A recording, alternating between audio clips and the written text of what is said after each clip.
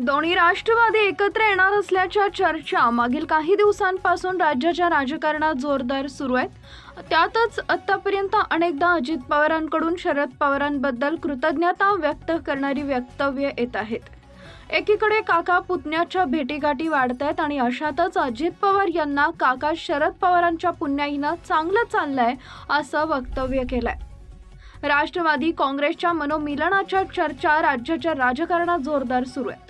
मागील काही दिवसांपासून पवार काका पुतण्यांच्या वाढत्या भेटीगाठीमुळे मनोमिलनाच्या चर्चाचे दारे मोठ्या प्रमाणात वाहत आहेत।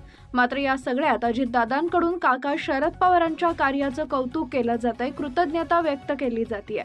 आज पुन्हा एकदा अजित पवारांनी काका शरद पवारांबद्दल कृतज्ञता व्यक्त केली आहे। आजोबांच्या, वडिलांच्या आणि चुलत्याच्या पुण्याईनं माझं चांगलं चाललंय असं वक्तव्य अजित पवार यांनी केलंय।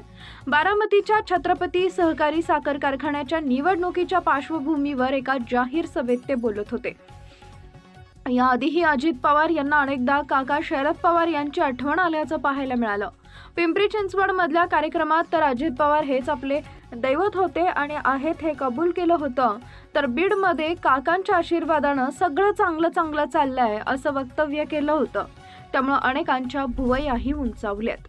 लोकसभा, विधानसभा निवडणुकीत अजित पवार आणि शरद पवारांनी एकमेकांवर टीका करण्याची एकही संधी सोडली नाही।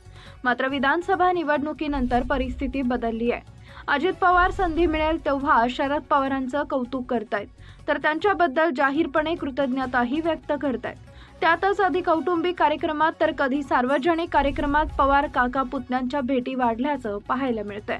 त्यामुळे पुन्हा एकदा मनोमिलनाच्या चर्चा सुरू झाल्याचं पाहायला मिळतंय।